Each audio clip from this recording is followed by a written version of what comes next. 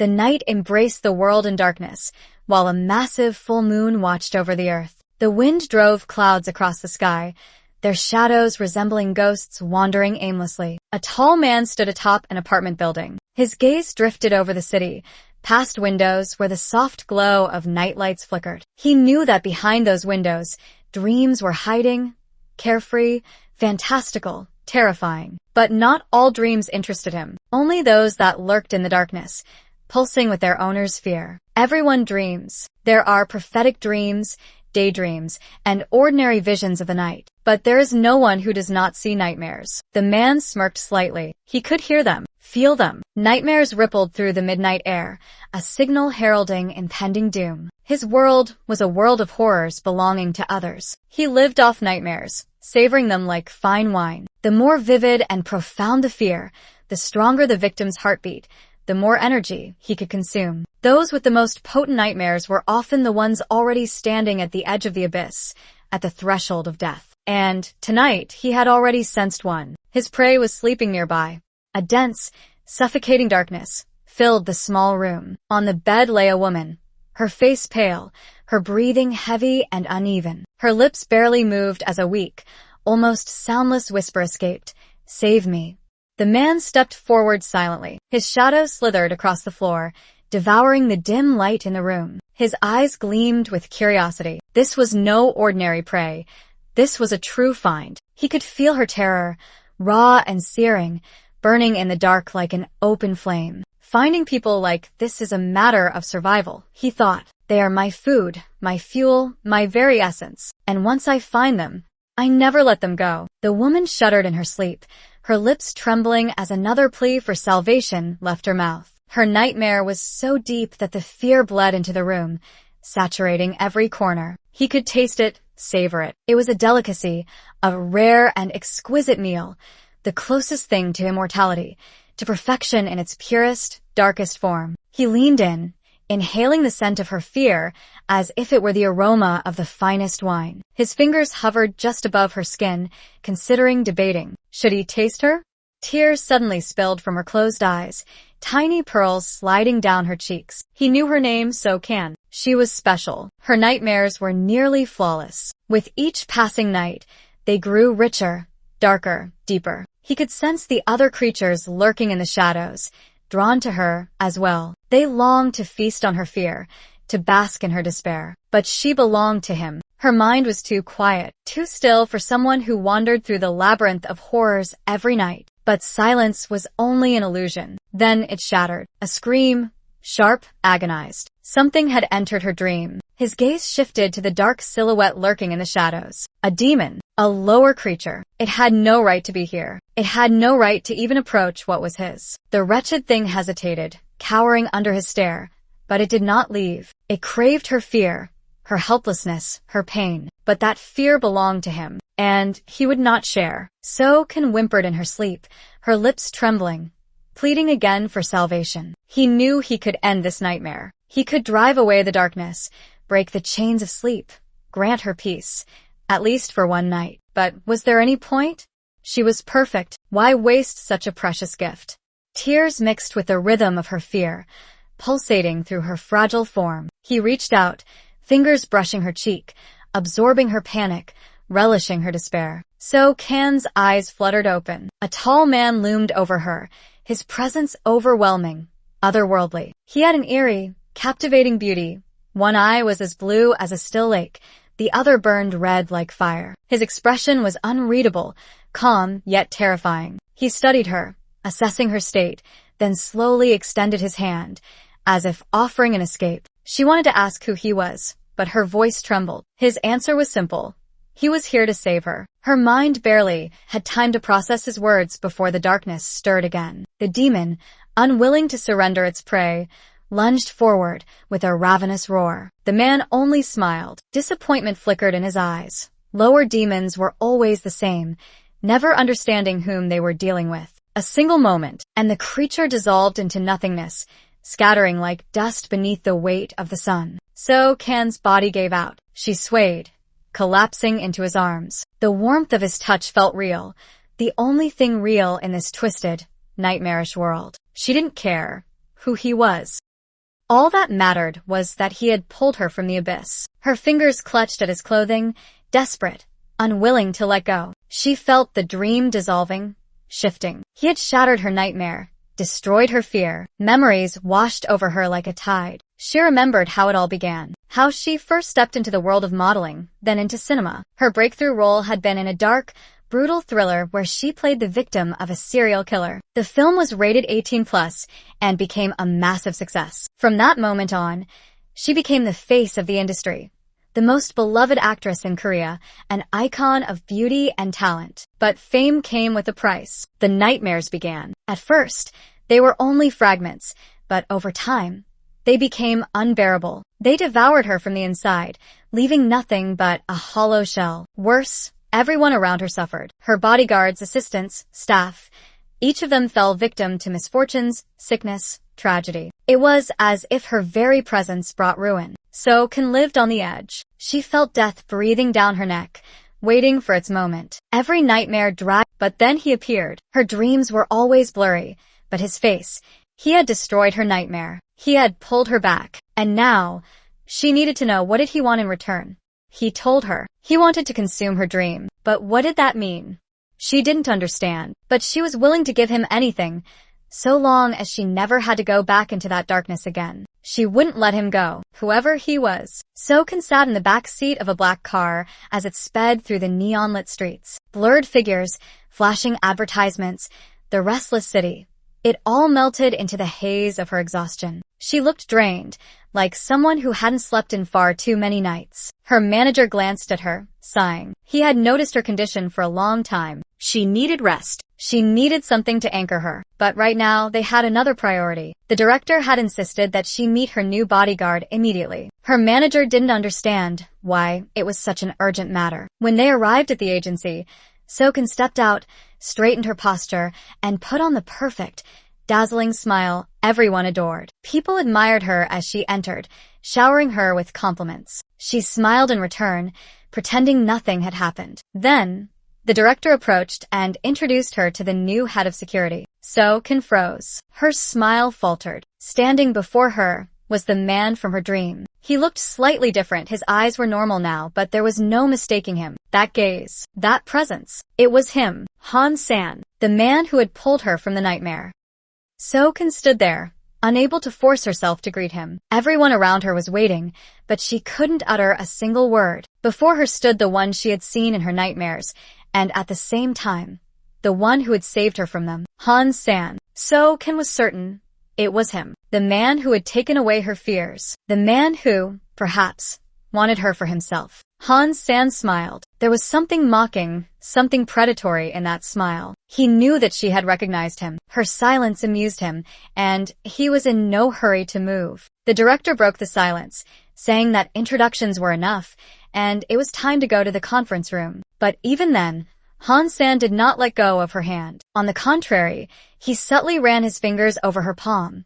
A barely perceptible touch, like a promise, like a hint. So-Kan shuddered, but did not pull her hand away. Her eyes darted to his, trying to find an answer. What did he want? Why was he here? Her heart pounded faster, but she forced herself to take a deep breath and step forward. She was an actress. She knew how to wear a mask. Yet the sensation of his touch didn't fade, even as she walked ahead without looking back. Han San was here, in her reality, and she knew he hadn't come for nothing. The contract with the new bodyguard was signed, and the director sent everyone home. So-Kan felt mixed emotions, fear and hope at the same time. Her thoughts were tangled, and she couldn't remember how the work meeting had ended. By the time she came to her senses, she realized she was walking to the car with her manager. The city streets appeared blurred due to her inner tension. On the way home, So-Kan listened as her manager sighed. He complained about the unfair existence of people like Han San, tall, with flawless hair and striking features. Why do some get everything so easily? So-Kan interrupted him,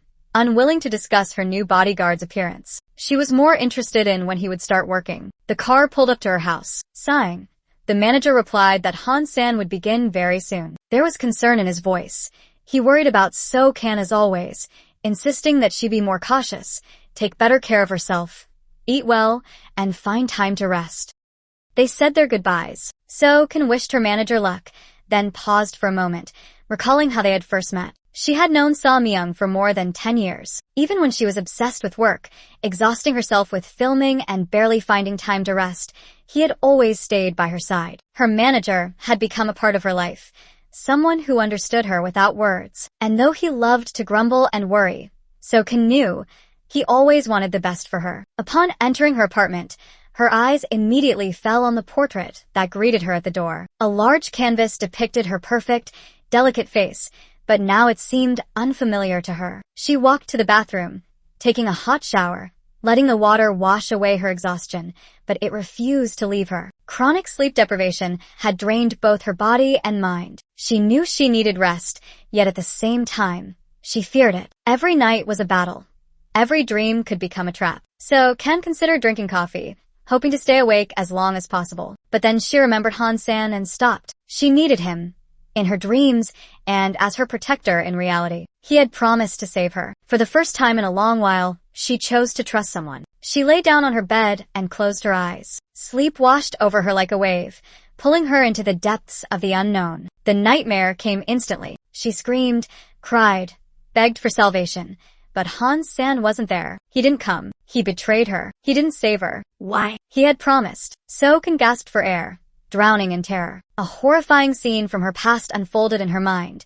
The director of the orphanage, where she had grown up, was transforming into a monster. His body elongated, his skin darkened, and his eyes turned into empty voids staring straight into her soul. In his hands, he held a leather belt, and each strike against her body burned with unbearable pain. It was worse than ever before. Sharper. More real. Why? Why now? She realized it was because of Han-san's sweet salvation. She had tasted his protection, and now the nightmares were taking their revenge. But what if he never returned? What if this nightmare became eternal? So-kun shot upright, gasping for breath, and walked to the kitchen. Ice clinked in her glass as she took a few sips of water. She needed to calm down. This couldn't be real. Han-san had promised to save her. Then, why hadn't he come? Why had he left her alone in this horror? She had done everything doctors and shamans had advised her. The herbs, the meditation, the pills. None of it had worked. Han-san was her only refuge. But if even he abandoned her, she had faced death 3 times already. How much more could she endure? Her body was exhausted,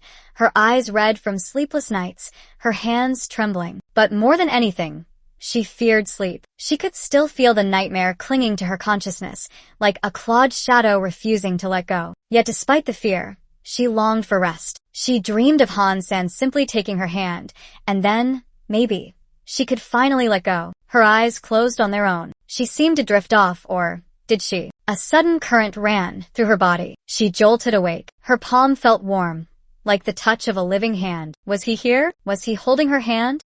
So-kun felt him for a moment, and then he was gone. It had been a dreadful night. She tossed and turned in bed, each dream feeling like a trap with no way out. But a new day came. Perhaps one day, she would be able to live without nightmares. She dreamed of it, feeling tired but wanting to distract herself. So-kun had breakfast and checked the weather forecast. They promised warm, pleasant weather in Seoul. It seemed like a good sign. Deciding to get some fresh air, she prepared for a walk. She put on a mask and a cap to remain unnoticed and headed toward the bookstore. In the underground parking lot, her gaze fell on a motorcycle. She hadn't ridden in a while, and a familiar feeling of freedom fluttered in her chest. The smell of gasoline, the sound of the engine, it made her forget the bad dreams, if only for a moment. The bookstore was crowded with people. She leisurely browsed the shelves until her gaze stopped on magazine covers. There she was, bright photos, beautiful headlines. People quickly grabbed the issues, excitedly discussing her looks, acting, and beauty. A warmth spread in her chest. For the first time in a long while, So-kun felt needed, alive. She felt calmer among the bookshelves, where people were busy with their own affairs and didn't pay attention to her. She slowly walked between the shelves, breathing in the smell of paper and print ink, when her eyes stopped on a particular book. It stood out, almost as if it was leaning forward, calling her. Without thinking, she reached out and took the book. Her fingers traced the cover, and her eyes quickly captured the first lines of text. It was a book about some creatures, manhwa. She had never heard of them before. Curiously, she began reading.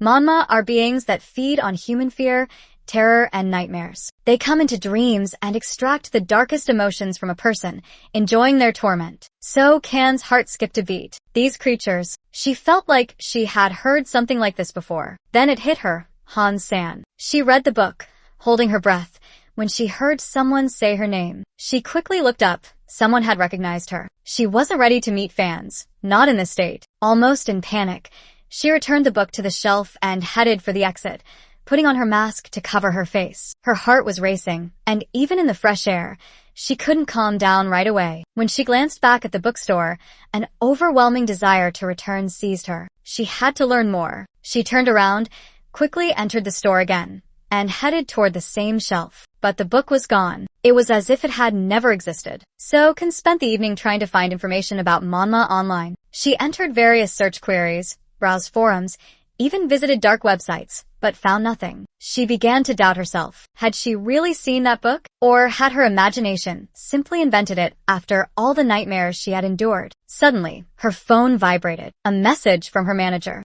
Myung was worried about her and promised to come over soon. So Kan involuntarily remembered how, because of her nightmares, she used to work herself to exhaustion until she lost consciousness. At that time, Myung was right there and was terrified. Since then, he had constantly taken care of her, monitoring her diet, reminding her to rest. He had become more than just a manager to her. He was like family. The doorbell rang, making her jump. She didn't even doubt that it was Myung. Her manager had a key and could come in directly, but he always warned her before he arrived. So Kan opened the door and froze. It wasn't Myung. Standing before her was Han-san, calm, smiling, with a bag in his hands. He had brought her pastries. His calmness frightened her more than any nightmare. How did he get here? I live one floor above now, he explained, as if reading her thoughts. This will make it easier to protect you. So Kan stood frozen. He had moved closer? On purpose? He told her that the director had personally rented him an apartment after the recent attack on the actress. So Kan had been so shocked that she couldn't leave her apartment for a long time. Therefore, it was decided that her personal security should be as close as possible to ensure her safety. But was that the real reason? Suspicion began to grow in So Kan's mind. She let him inside, trying to figure out whether he was really a bodyguard or something much more dangerous. So Kan couldn't understand how such a stingy man as her director could agree to rent such an expensive apartment for an ordinary bodyguard. It didn't make sense. It was suspicious. Han-san extended a bag of pastries to her, and she mechanically took it. Her thoughts were focused on the man standing before her. He acted as if their relationship was completely normal, as if it was fine to just show up on her doorstep like this, without an invitation, without a warning. No need to thank me. See you at the company, he said calmly. And he was about to leave, but she didn't want him to go. It was unexpected, even to her. Maybe you'll have some tea? Her voice was quiet, almost unsure. He paused. Their gazes met. So Kan noticed something barely perceptible flash in the depths of his eyes, like a gleam of invisible fire. Are we getting too close too quickly? He asked, not looking away. She didn't answer. She simply waited. Han-san didn't say anything else, but slowly stepped forward, crossing the threshold of her apartment. The moment he did, a subtle, almost weightless scent surrounded her. Fresh, cold, like the breath of wind before dawn. It was Han-san's scent. So Kan remembered how, in her dream, he had held her hand. That touch had been so real that she couldn't understand where the line between dream and reality lay. She entered the apartment after Han-san. The man was carefully examining her portrait. Beautiful, he said calmly. So Kan felt embarrassed by her own impulsiveness. She hadn't planned to invite him. It had just happened on its own. Sorry for the unexpected, she murmured. But Han-san didn't flinch. It seemed like he wasn't the least bit bothered by her decision. He simply responded that he had planned to check her apartment anyway, as danger could be lurking even at home. So Kan felt her insides tighten. She didn't know which terrified her more, the very fact of the threat, or his confidence in his words. Now you can sleep peacefully, he added quietly. The woman remained silent. Was that really the case? So Kan stared at Han-san. The feeling that they had met before didn't leave her. Have we met before? Her voice sounded cautious. She wanted to know if he had been in her dream. Was it his hands that had held her in the middle of the night? Only on TV, he answered without a hint of doubt. So Kan tried to read something in his expression, but it was in vain. How could she learn the truth? Suddenly, her phone rang. She flinched. It was the manager. He was standing at the door. The woman froze. Panic rose. She didn't want Samyang to see Han-san in her apartment. Her thoughts raced chaotically in search of a solution. Where could she hide him? Han-san watched her with a slight, mocking expression. I can just say hello to him, he said. But So-kun wasn't listening. She grabbed his hand and nearly dragged him to the next room. Stay here and don't move, she whispered commandingly. Han-san looked surprised but smiled playfully, watching her frantic movements. Samyang walked in without a word, began unpacking groceries, and started preparing dinner as if it were his daily routine. He always did this when he worried about her. So-kun watched him tensely, afraid he might suspect something. She tried to stop him, but he simply shrugged and picked up a knife. His usual carelessness played a cruel joke on him. The blade slid sharply, and blood flowed down his fingers. So-kun rushed to find the first aid kit, but Samyang knew her habits better than she would have liked. He opened the wardrobe door to find the bandages himself. Han-san stood there, as if he hadn't even planned to hide, confident, at ease, with that same light smile that made her doubt whether any of this was real. Samyang flinched, his lips twitching slightly, and sweat appeared on his forehead. He didn't find the words right away. So-kun, sensing his discomfort, began to babble some explanations, not even understanding what she was saying. She knew how this looked. Samyang had been by her side for many years, patiently waiting until she allowed him to get closer, trust him, and let him into her life. And now, suddenly, without any explanation, she was letting a man she had just met that day into her home. Han-san, crossing his arms, calmly explained that he now lived one floor above. Samyang raised an eyebrow in surprise. How could this be possible? Director Hwan had always been stingy, and suddenly, such luxury? He turned his gaze to So-kun, as if seeking answers. So-kun tried to explain that Han-san had come to introduce himself to avoid an awkward encounter in the future. If she had accidentally seen him somewhere in a dark corridor, she might have gotten scared. But the explanation came out clumsily, and she felt her voice tremble. This wasn't like So-kun. She had always kept a distance, controlled the situation. But now, she was confused, embarrassed, making excuses. The manager didn't want to get angry, but he couldn't fully hide his irritation. So-kun shifted the conversation to him, suggesting they go to the hospital, but he just waved it off, shrugging. He recalled an incident from the past when he had saved her, getting seriously injured. A hole in the head is a problem, but a cut on the finger is a minor thing, Samyang threw out without a second thought. So-kun shuddered. A wave of guilt washed over her. She didn't want to bring up what she had tried so hard to forget. The manager realized he had said too much, but it was already too late. Han-san silently observed them. His gaze showed no emotion, but it seemed like he was carefully taking note of every detail. Samyang tried to apologize, but it was too late. So-kun had already distanced herself, her gaze becoming indifferent and cold. She sharply said that he should stay away from her. She had learned to take care of herself and didn't want him to get into trouble because of her again. But Samyang objected. He wasn't just her manager. He was her friend. And he would remain that way until the end, whether she liked it or not. Han-san, watching the tense scene, decided to intervene. He suggested they get down to business and discuss the issue of So-kun's personal security. Samyang frowned. He didn't like this idea at all. He firmly stated that So-kun needed space, and there was no need to constantly guard her, especially on weekends. Han-san silently looked at him. A cold, icy sharpness appeared in his gaze. If something happens to her on the weekend, he said in a calm, steady voice, who will take responsibility? Samyang couldn't find an answer. A terrible tension hung between the two men. The air seemed thick, and their gazes, exchanged like blades, were sharp. The silence was broken by Han-san. His voice was confident, without a hint of doubt. If you need me, he addressed So-kun, without taking his eyes off Samyang. Just call me. I will come. These words sounded like a promise, like something that couldn't be broken. So-kun felt a strange warmth inside. She didn't know if she could trust him, but for some reason, she was sure. If she called, he would really come. A few days passed. So-kun didn't know exactly how many. The days blended into a haze of shallow sleep and nightmares. She was exhausted, and thoughts of Han-san didn't leave her. She wanted to sleep, to sink into a dreamless darkness. But each night was like the last, sleepless, filled with fear. In the morning, she felt relief. Finally, work. Finally, a chance to distract herself. The woman went down to the garage. The manager and the bodyguard were already waiting. Han-san was glowing with satisfaction, as if nothing had happened. He smiled and casually asked, "How did you sleep?" So-kan almost exploded. Was he mocking her?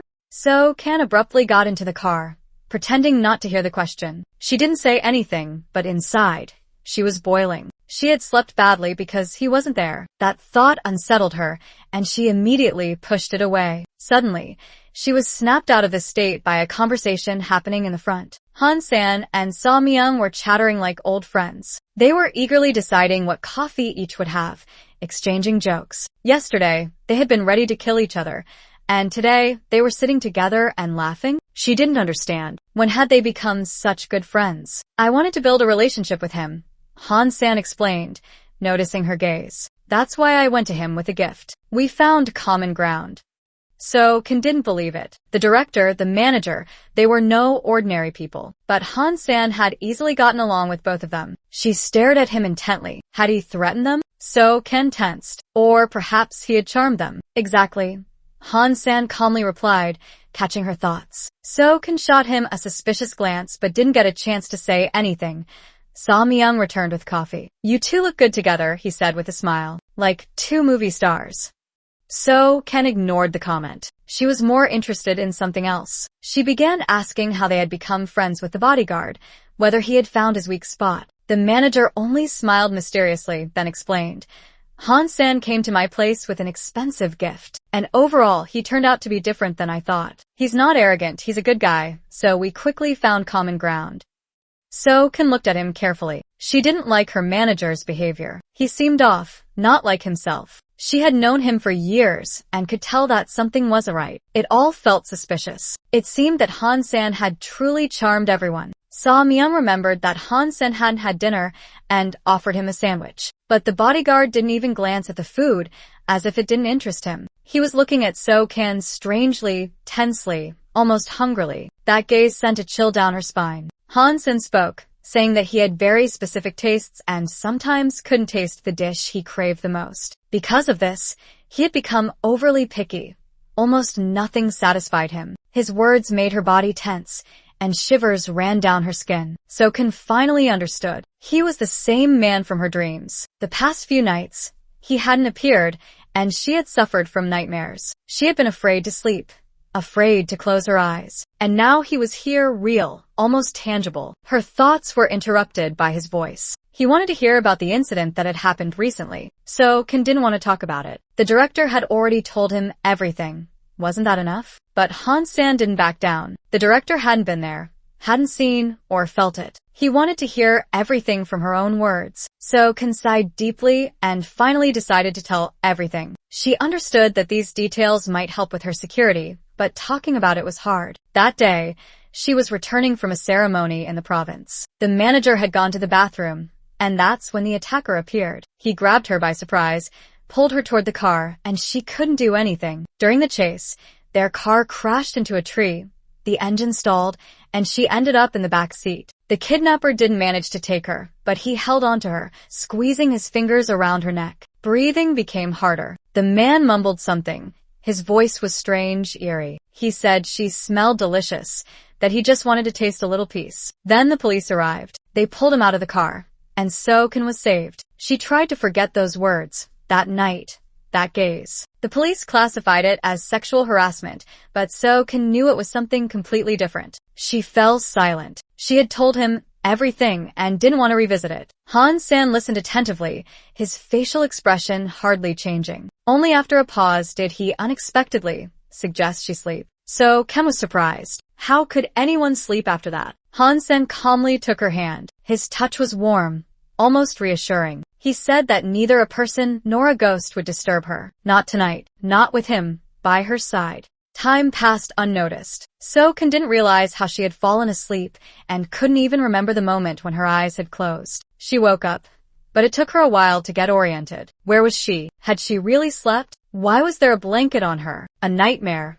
It was supposed to be there. After such a conversation, there definitely should have been a nightmare, but there was none. She sat up, blinking in confusion. She felt rested, so much so that she couldn't believe it. Her body was relaxed, her thoughts weren't pressing, and there was none of that heavy feeling that had been haunting her every night. Suddenly, a touch. So-Kun flinched, her heart pounding wildly. She turned sharply and saw him. Han-san. He was smiling, calm, relaxed, as if everything was going exactly as he had planned. "Did you sleep well?" he asked gently. "I tried to wake you up a few times, but you didn't respond." So-Kun froze. It was him.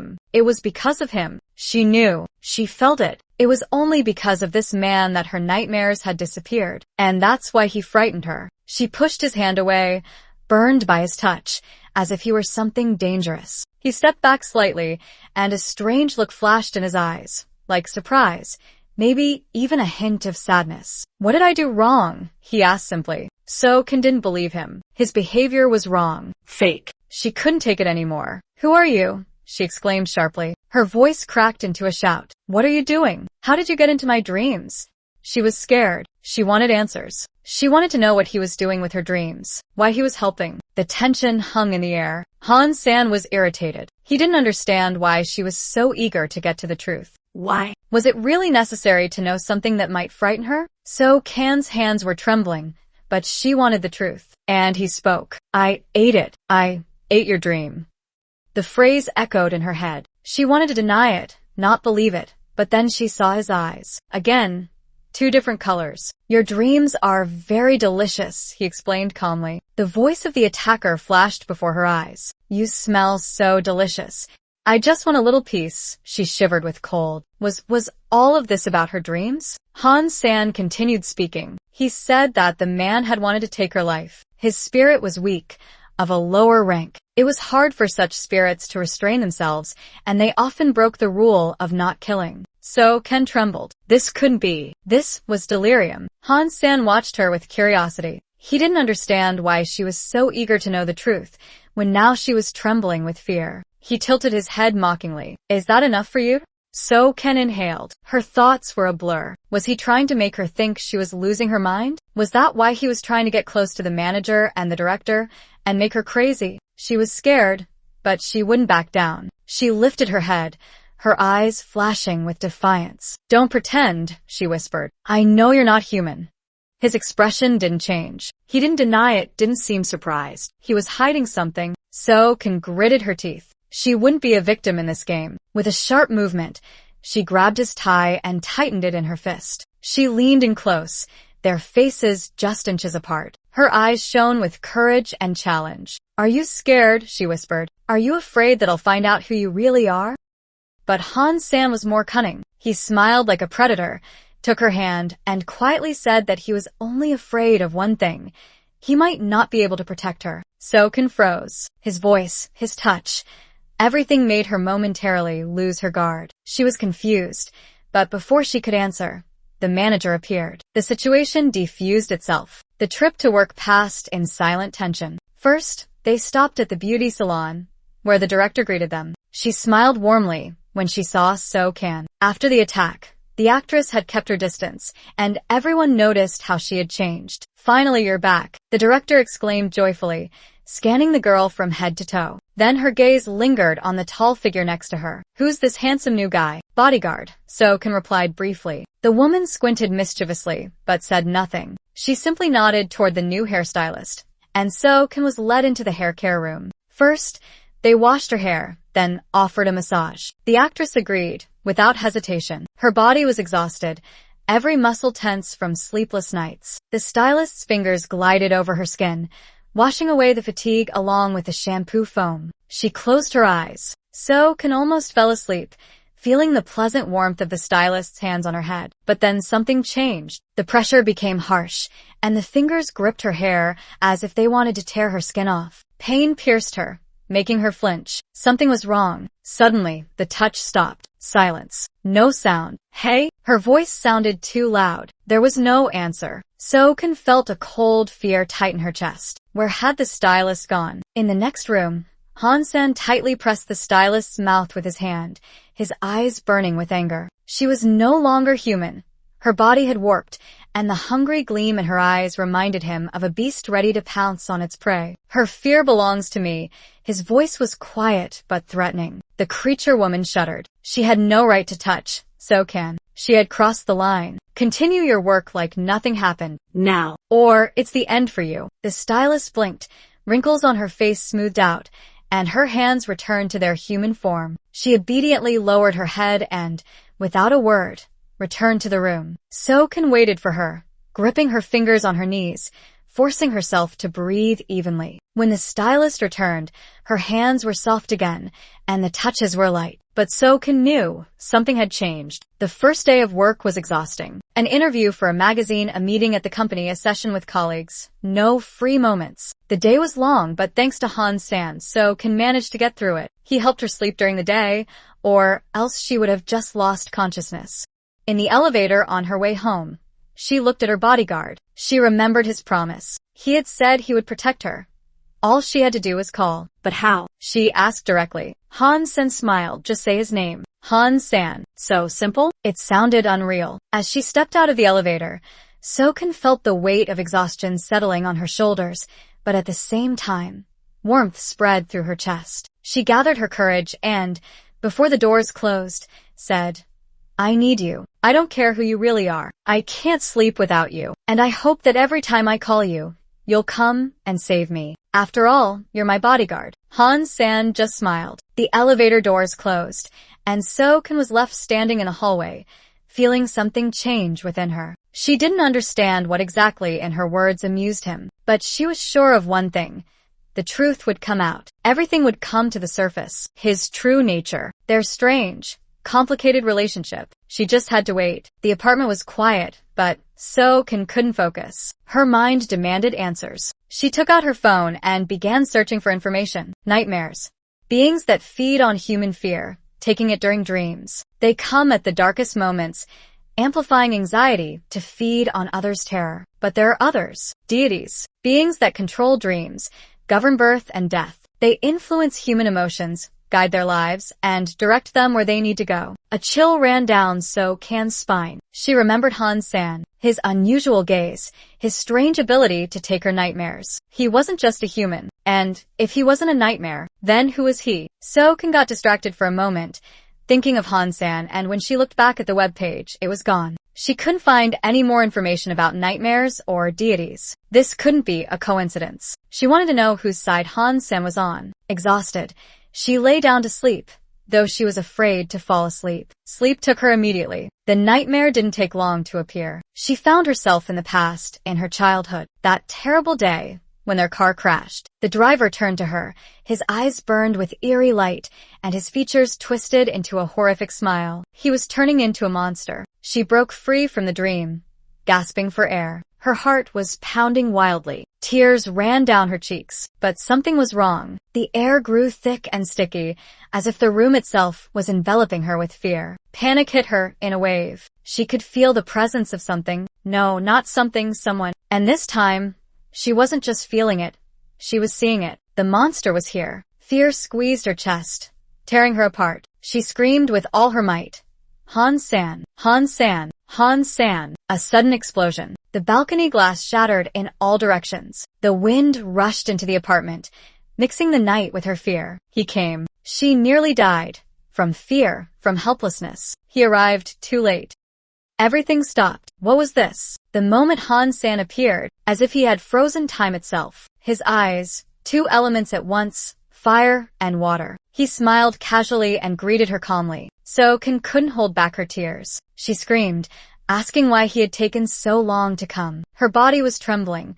Panic still hadn't subsided. She hugged him tightly, desperately. Han-san held her, running his hand across her back, wiping her tears until she calmed down. "Have you cried enough?" he asked, tilting his head slightly. So-Kan took a deep breath, trying to gather herself. Was this a dream? She didn't understand what was happening. "Yes, it's just a dream," Han-san replied, smiling. "And it will disappear when you wake up." His voice was soothing, almost hypnotic. Still holding her, he snapped his fingers, and everything in the room returned to normal. The broken glass pieces glued themselves back together, and the furniture set itself in place, as if nothing had happened. "Now you know how it works," he said calmly. "Now that you've become aware of me in your dream, it'll be easier for you to call me." So-Ken couldn't believe she had avoided the nightmare. It was so simple. She just called Han-san and he came. But why couldn't he have appeared earlier? Why hadn't he been there before she fell asleep? Probably not. In order to fulfill her request,